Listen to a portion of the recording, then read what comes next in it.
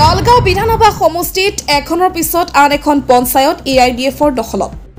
দৰঙৰ শ্যামটিলা গাঁও পঞ্চায়তৰ সভাপতি নিৰ্বাচনত AIDFৰ সমৰ্থিত প্ৰাৰ্থীৰ বিনা প্ৰতিদ্বন্দ্বিতাৰে জয়লাভ।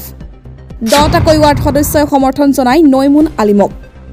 আনহাতে দৰং জিলা AIDF দলৰ সভাপতি কংগ্ৰেছৰ উদ্দেশ্য কেইবাটাও বিস্ফোৰক মন্তব্য আগবঢ়ায়। কংগ্ৰেছৰ ইতিহাস চাব গ'লে মুছলমান জাতিটোৰ বাবে আটাইতকৈ দুখ লগা কামবোৰ কৰি গৈছে।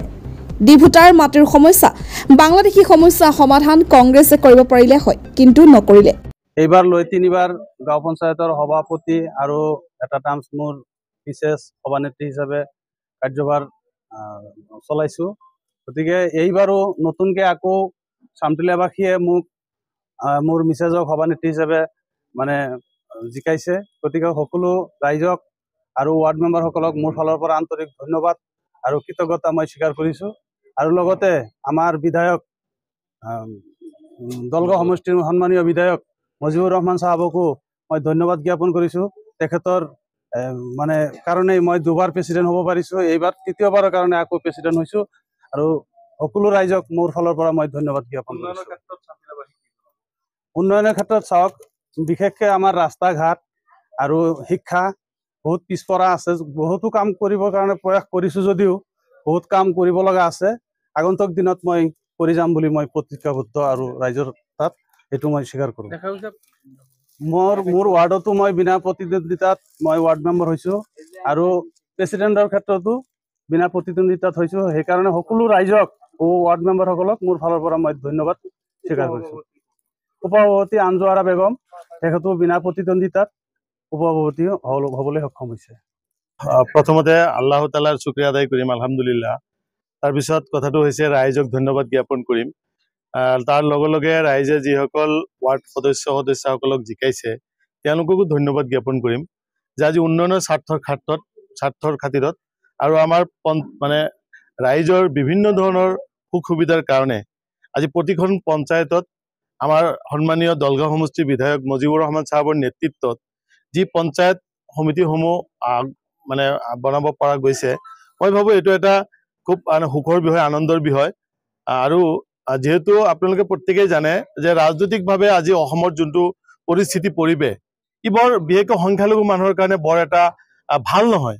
এই কথাটোত সদায় কংগ্ৰেছীসকলে, কংগ্ৰেছ দলৰ নেতাসকলে তেওঁলোকে ক'ব খোজে যে তেওঁলোকে সংখ্যালঘুসকলৰ ত্ৰাণকৰ্তা, তেওঁলোকে সংখ্যালঘুসকলৰ উন্নয়নৰ কাৰণে তেওঁলোকে কাম কৰি গৈছে। কিন্তু বিগত তেওঁলোকৰ যিমান কাৰ্যকাল গৈছে, যিমান কেইটা তেওঁলোকৰ শাসনকাল গৈছে, মুখ্যমন্ত্ৰী প্ৰধানমন্ত্ৰী গৈছে, আপোনালোকে যদি ইতিহাস পাহৰি নাযায়, যদি ইতিহাস যদি আপোনালোকে চায়, আপোনালোকে চাব পাৰিব প্ৰত্যেকটো ক্ষেত্ৰত কংগ্ৰেছ চৰকাৰ থকা দিনতেই আটাইতকৈ আমাৰ এই জাতিটোৰ আটাইতকৈ বেছি দুখ লগা কামবিলাক হৈ গৈছে। আৰু যাৰ কাৰণে বৰ্তমান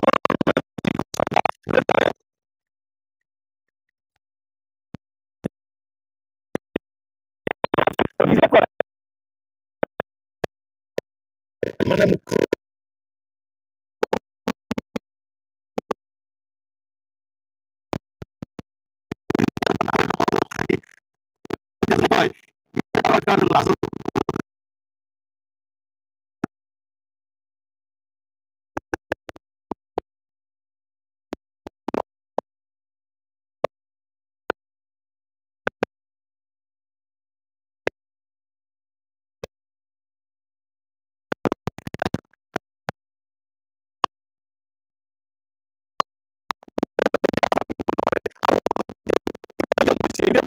মাত্ৰ পঞ্চায়তৰ প্ৰেচিডেণ্ট ৱাৰ্ড মেম্বাৰ হোৱাৰ কাৰণে জন্ম হোৱা নাই।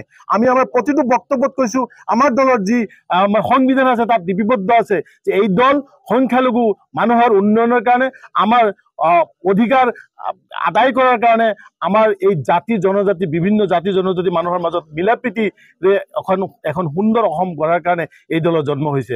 আপোনালোকে কিছুদিনৰ পৰা আৰম্ভ কৰি বৰ্তমান তাৰিখলৈকে যিবিলাক চলি আছে, আজি যদি কংগ্ৰেছ চৰকাৰৰ দিনত তেওঁলোকে এই কামবিলাক কৰি থৈ গ'লে হয়, মাটিৰ পাট্টা দিলে হয়, ডিটেনশ্যন কেম্প নবনাই ডি ভোটাৰ উঠোৱাৰ কাৰণে যদি এছেম্বলিত তেওঁলোকে মাত্ৰ 10 মিনিটৰ এটা প্ৰস্তাৱ ল'লে হয়, তেতিয়াহ'লে আজি আমাৰ মানুহবিলাকক হকে বিহকে বাংলাদেশী নামত বিজেপি চৰকাৰে বিদেশীত মানে সজাই বাংলাদেশত ইমান কষ্ট কৰি তেওঁলোকে ঠেলি দিব নোৱাৰিলে হয়। যিকে নহওক আজি সঁচাকৈ আমি আনন্দিত হৈছোঁ যে আমাৰ চামটিলা আমাৰ নতুনকৈ সভানেত্ৰী হৈছে আমাৰ জহিৰুল ইছলাম চাহাবৰ ঘৈণীয়েক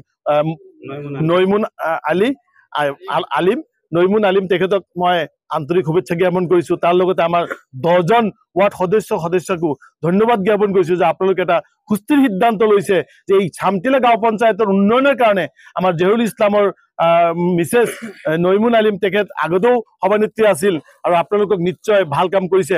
মই ভাবো যে এইবাৰ আৰু ভালকে কাম কৰিব লাগিব।